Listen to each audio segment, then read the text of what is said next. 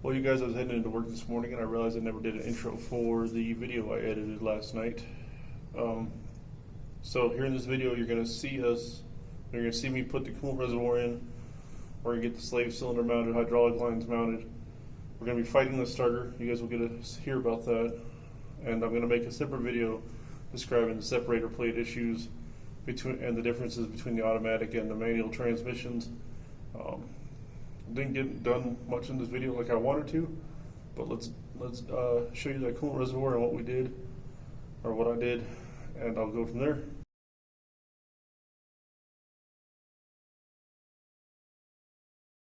So here's our coolant reservoir I was talking about. It's got the fill and the outlet. Technically, you could use this as an expansion tank and just put it in circulation with the existing coolant system, but we're going to just use it strictly as an overflow. You'll see the drain plug, sight glass, and another drain plug. What I want to do is take one of these fill plugs, put it down here, and then take the overflow plug and put it on the back side here, where my finger is, right there. And then we're going to plug these and put the sight glass on this side. So when it's sitting this way in the vehicle, it's on the inner fender well, and then it'll fill right off the radiator right here. So here's our finished install. I moved everything to the opposing sides and set it up like this. The lower hose will be for the overflow inlet. The upper hose will be for it to run out of when it gets full. My game plan is to mount it down here like this, and all I'm going to do is use some nutserts, and it's going to sit just below the intake. And now y'all are going to say, well, what if you have to fill it? Well, this is not a fill. It's just for an overflow. It's not an expansion tank. It's just to catch it if the car starts to boil over. And I can check it easily because right here is the sight glass. So I'll mark this. And we're going to drill a hole, and we're going to put some M8 nutserts and then two 8mm bolts. And it'll be plenty strong. Let me mark that and go from there.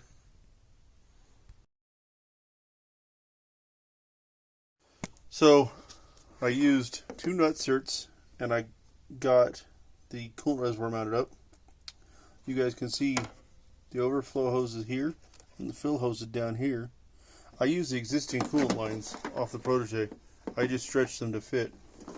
And as you guys can see up here, we did a nutsert with a rubber insulated clamp to hold the line, and then we just tightened up the stainless line to its bracket.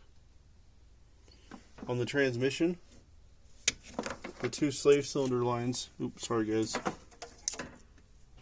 right here and right here, we cleaned those out with a tap and die set because the threads were messed up on them.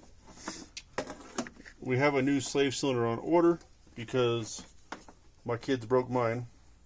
It happens. I'm not worried about it. And we're going to go underneath the car now and start working a few tweaks down there. We have to get the starter mounted. We have to finish up the bell housing bolts. We have to plug the shifter cable hole with some RTV. We have to route wires back up the passenger side to where it goes. And then we can start working on this jumble of mess. And once all that stuff is done, we'll pretty much have the 5-speed swap done, except for bleeding the clutch.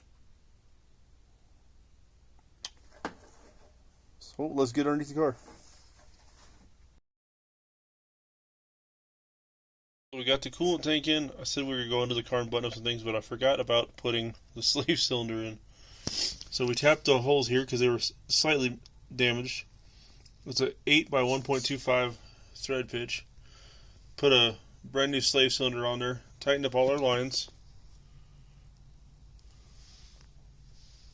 and now we're going to go underneath the vehicle. We're going to put the rest of the bell housing bolts in. We have to do some RTV on the old automatic cable tube, and the reason I'm not deleting that tube is I might want to add an electronics, like maybe upgrade the stereo later, or run an extra wire or something into the vehicle, and that'll make a prime access point So I'm going to go underneath the car. I'm going to start buttoning all that stuff up down there. Alright, so we got the top side buttoned up minus the electronics. Now we're underneath. This is the rear trans mount. You've got 3 bolt holes. 2 shorter bolts and 1 longer one. The longer one goes down here at the bottom. The 2 shorter go up top. Then we have the bell housing bolt. And then you can see there was a bolt here for the oil pan. And there's one here. And one right. Hold on, guys. Here, sorry. There's 3 bottom bolts. Now those were on the automatic. On the manual, there's only 2 bolts. A 14, which can't get in here. 14 millimeter, 12 millimeter head, and this 14 doesn't have a hole. And from all the research I can gather on the automatic, on the manuals, so those bolts are in. These are snugged up and tight. I have an issue, and I was telling you guys before in the video that we're going to fix this. This hose right here is rubbing on the this bracket here. Now, factory, these hoses have a sheathing on them, but the aftermarket hoses don't. So I'm going to take a piece of hose, and I'm going to stick it right on this channel here, and zip tie it up to this, and just a piece of 5/8 heater hose, and then that will protect this from rubbing on it. So let me get my piece of hose, and I'll show you guys what I'm talking about.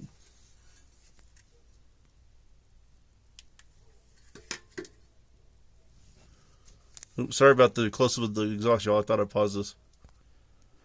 So, and I'll trim these down here in a minute. See how this is? I cut this to length. It's about 6-inch piece. Split it down the center like this, and then I just zip tied it. It gives it a little softer edge to rub on, but I left it enough access so I can still get to the bracket bolts on the intake manifold. So if I ever have to take it off, I won't have any issues. Now, we are where we are. My next part is going to get the starter up in here. I'll get it lined up. I'll get the top side bolt in first, or the bottom side bolt in, which it'll sit and thread in right there. And then once that starter's sitting in, I'll be able to put the 2 upper bolts in it. And then we'll get started on our half shaft, or our intermediate shaft here. So let me grab the starter, and we'll go from there. Well, we had the starter sitting in at the bottom bolt, but I discovered a major issue. I mean, I guess it's not major, depends how you look at it. To me, I'm not happy with it, but we'll find a solution. I was given, and if you guys look, see that separator plate hanging out of that bolt hole up there? I was sent the wrong separator plate. I was sent a separator plate for an automatic Project transmission. So what that means is, let me get my light in here if I can, that this bolt hole right here does not exist in the separator plate to hold the manual starter on. I've measured, I've researched, I spent about 2 hours reading this so I can give you guys the information, and I'm going to do a comparison video of the separator plates at a later date when I get the right plate on hand.